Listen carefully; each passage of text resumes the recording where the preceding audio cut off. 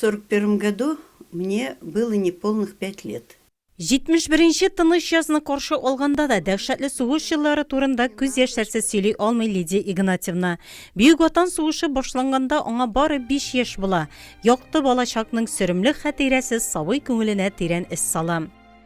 Хорошо помню, как во время войны... Бик яхшы хәтерлим әле, сугыш вакытында 43-44 елларда тәрәзәне газета белән каплыйлар иде. Чөнки немец самолетлары Ульяновскидагы зур күперне шартлатырга теләгәннәр.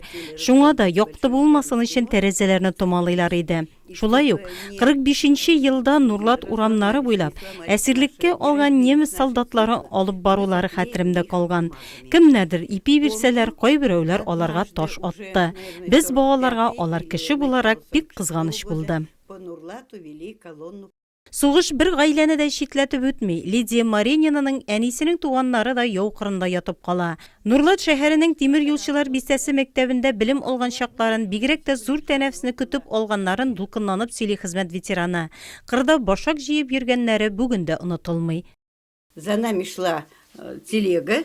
Безнең арттан җигүле от барды. Без башакларны җыяп ста арбага салабыз. Чөнки иген уңышы бик начар булды. Мәктәптә зур тәнәфестә укытучыбыз 50 грамм ипи кисәге алып килә. Ул таш сыман бик каты иде. Шул кечкенә генә ипи телеменә аз гына шикәр кымы салалар иде. Без зур тәнәфесне шуңа да бик түземсезләнеп көтә идек.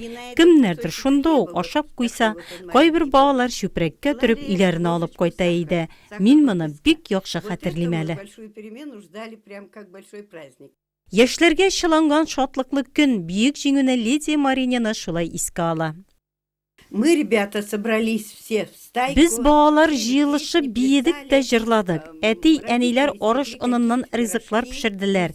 Гомуми уртак шатлык иде бу. Күз яшьләренә чыланган шатлык. Сугыштан соң бик авыр шартларда яшәргә туры килә алар гаиләсенә. Үзләре бишәү булсалар да, гаиләгә әнисенең туганнары да сыя. Абый апаларының киемен киеп үсәргә, алардан калган китапларны кулланырга туры килә. Мәктәптә беренче дәфтәр биргәннәрен бүгенгедәй хәтерли Лидия Игнатьевна. Шулай булса да, без киләсе көнгә зур ышаныч белән яшәдек ди сугыш чоры баласы. Мы жалели, ценили. Без бик кызгана идек. Әти почтада хисапчы булып эшләде. Ул газеталар алып кайта иде. Әни аларны җыя да дәфтәр кебек ясый. Аннан без корым белән яза идек. Соңыннан химик матдә белән ясалган язу әсбабы барлыкка килде. Без аңа кайнар су куша идек тә, һәм ул чын язу карасы була иде. Һәм без моның белән яза идек. Беренче дәфтәр барлыкка килгәч, безгә аны мәктәптә бирделәр. Бик зур шатлык булды ул көнне. Хәзергә буын Аллага шөкер, ул авырлыкларны белми. Без яшьләр идек. Иртәгәсе якты киләчәккә ышанып яшәдек. Лидия Игнатьевна ул укытучы гына түгел, үз вакытында бик активный комсомолка. Ул безнең өчен бик үрнәк кеше. Университеттан соң инде мин менә беренче мәктәптә тотындым бит инде эшләргә. И ул вакытта как раз Лидия Игнатьевна безнең белән эшләде. Аның шуның авторитетлы, уважаемый кеше икән, мин шул вакытларда күргән инде уже.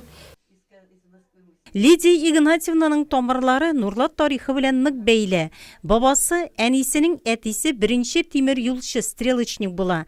Лидия Маренина Ульяновск педагогия институтын тәмамлап, алдан 61-нче мәктәптә, соңрак шәһәрнең 1-нче мәктәбендә балаларга рус теле һәм әдәбиятыннан белем бирә. 46 ел хезмәт стажы булып, шуның 6 елын комсомол райкомында беренче секретарь булып эшли. 1 ел Казанда обкомда хезмәт куя. Нурлатта эшләгәндә Мәскәүдә үткән ВЛКСМның 15-нче съездына делегат итеп сайлана. Биредә космонавтлар, композиторлар, шагыйрьләр белән очрашу күңелендә онытылмаслык тәэсирләр калдыра. Больше всех запомнилась встреча, которую организовал нам. Барысыннан да бирәк комсомол райкомы секретаре Рәис Беляев оештырган очрашу күңелдә калды. Ул анда композитор Александра Пахмутованы, шагыйрь Добронравовны, космонавтлар Леонов, Николаев, Валентина Терешкова һәм башка мәртәбәле кешеләрне чакырды. Әлеге очрашу күңелдә калды. Biz алар белән берничә сәгать дәвамында булдык. Космонавтлар ничек очулары, Бахмутова шагыйрь Добран Раuf белән иҗат итүләре турында сөйләде. Гади булулары белән истә калды алар. Утлы елларда үскәнгәме алар буынын нык чыдам сабыр. Лидия Игнатьевна тормыш иптәше Валерий Маринин белән 40 ел матур тигез гомер кичергән. Кызы бүгенге көндә Мәскәүдә яши. 2 оныгына да сугыш турында сөйли Лидия Игнатьевна. Укыткан укучылары да остазлары янында еш кунак. 80 яшьлек юбилей көннәрендә алардан бергә эшләгән хезмәттәшләреннән күп котлаулар кабул итте Лидия Игнатьевна. Бала чагын сугыш урласа да, гомер күзләре бәхетле аның.